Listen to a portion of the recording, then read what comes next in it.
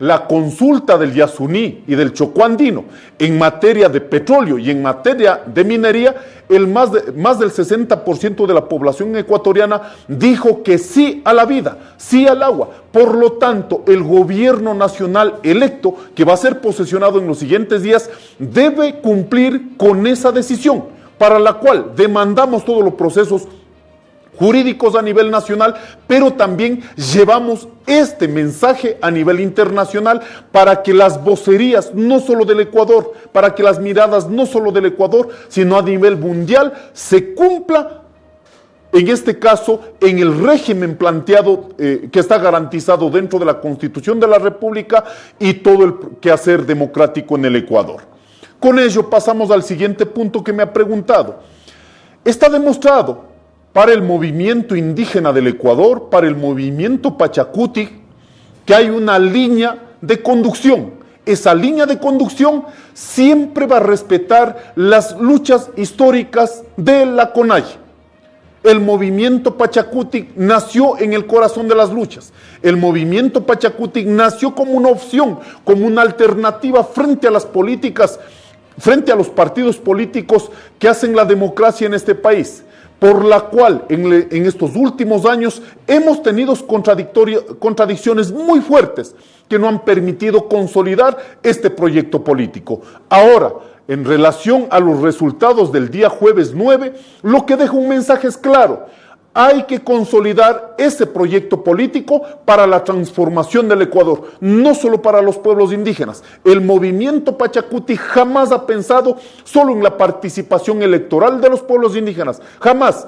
El movimiento Pachacuti ha integrado a blancos, a mestizos, a cholos, a montubios, a indígenas, a afros, pero siempre enmarcado en el campo popular. Nuestro proyecto político, por más desesperación coyunturales que haya por los dirigentes, no se puede entregar a proyectos neoliberales. Eso ha ratificado en estas elecciones una línea de izquierda, una línea en el campo popular, una línea democrática en donde incluyan a todos los sectores de los ecuatorianos que estén dispuestos a sostener un proyecto de transformación en el Ecuador. Yo creo que la situación en el Ecuador, en la región y en el mundo, dentro del mismo modelo capitalista, se han dado las economías ilegales. No son los beneficiarios como pretenden hacer conocer, ¿no es cierto?, a los que disputamos la historia de la humanidad. Es el capitalismo en todas sus dimensiones la que están actuando en nuestros territorios. ¿Y una de ellas cuál es? Primero, garantizar los grupos delictivos. Miremos lo que pasa en México, lo que pasó en Colombia, lo que está pasando en nuestro país. Nuestros jóvenes que no han podido acceder a la educación, no han podido acceder al empleo, son víctimas de estas formas de economía capitalista ilegal a nivel global. Y eso debemos tener absolutamente claro, porque quieren trasladar moralmente una responsabilidad de las comunidades o a los territorios donde se están desarrollando estas actividades ilegales. Teniendo en cuenta aquello, al cierre del año pasado se identificaron 7 grupos delictivos, los lobos, los tiguerones y todos aquellos que lo que han hecho es presa fácil del momento más difícil, de la situación económica más difícil de los ecuatorianos. Claro, ¿cómo podemos nosotros entrar a enfrentar cuando tienes 2 millones de personas en el Ecuador que no comen completo al día? ¿Qué pasa con esos jóvenes? La única o la opción más inmediata, ¿cuál es? Encontrar lo más fácil. ¿Y cuáles están en este caso dando opciones de lo más fácil? El crimen organizado, el narcotráfico, por la cual, entendiendo desde aquello, hay territorios donde la minería ilegal está siendo apadrinado por aquellos y nosotros la hemos defendido. Miremos lo que pasó en Napo. ¿Quiénes son los que estamos defendiendo? En contra de la minería legal y en contra de la minería ilegal. Por lo tanto, en territorios de los pueblos indígenas, por la cual hemos ratificado, no se puede dar la minería ilegal, no se puede dar la minería legal. ¿Por qué? Han utilizado desde las diferentes empresas transnacionales la minería ilegal para decir, mire, esto no sirve, entonces pongámosle la minería legal. han utilizado como punta de lanza, por la cual está dentro de la misma estrategia del capitalismo que están aprovechando las empresas transnacionales. Por ello rechazamos absolutamente, no queremos minería legal ni minería ilegal, y en muchas veces están siendo apadrinadas por capitales ilegales que vienen del mismo capitalismo.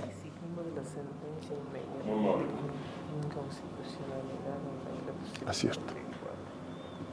Si no hay más, no, yo quería simplemente terminar con un apunte que no había podido desarrollar antes y que me parece también un elemento fundamental, sobre todo viniendo de Europa y de la Unión Europea, y es la cuestión de cómo, por desgracia, la supuesta transición energética, la supuesta transición ecológica en el norte rico, lo que está suponiendo es una fiebre extractivista en el sur. O sea, cómo para que haya coches eléctricos en Bruselas, lo que hacen es construir minas en el Ecuador. Y que muchas veces se habla de una transición ecológica, pero nunca se habla con la palabra justicia. Y normalmente hablamos de la transición ecológica solo en el norte. Y no pensamos justamente los impactos. Decreto 654, 754. Parte de esta visita también es esto. Es denunciar el neocolonialismo verde de la Unión Europea, que tiene un impacto directo sobre el crecimiento extractivista en países como el Ecuador, como Perú, como Bolivia, como Chile y como tantos otros. Lo hemos visto en África, lo hemos visto en América Latina, que son ahora mismo dos espacios de disputa interimperialista fundamentales. Y por eso, justamente entendemos que lo más importante es construir alianzas de lucha y de apoyo mutuo. Y eso es, en cierta medida, el eje fundamental de la visita que queríamos hacer. Denunciar también la hipocresía neocolonial europea. Porque muchas veces solo se habla de China o de Estados Unidos y parece que la Unión Europea es la buena de la película. No es verdad. No es verdad. Y yo creo que también es fundamental ver el impacto que tienen nuestras políticas sobre el sur global para entender que somos responsables de lo que pasa aquí, con lo cual también tenemos que ser parte de la solución de lo que estamos viendo. Y no habrá transición ecológica si no hay transición en el sur, en el norte, y si no se le pone la palabra justicia. Y eso es un elemento que para nosotros es fundamental. Nuestra intervención pedimos por la responsabilidad institucional, por la responsabilidad democrática, por la responsabilidad constitucional y legal, deben garantizar que el decreto 754, la Corte Constitucional, debe declarar inconstitucional, porque en este momento han generado más caos en todas las economías, porque aquí no está solo el tema minero ni el tema petrolero, hay más de 700 actividades económicas que están inmiscuidas en este proceso. Por lo tanto, se debe declarar inconstitucionalidad y avanzar en la normativa jurídica en la cual la lucha del 2022 demandó. ¿Cuál es aquello?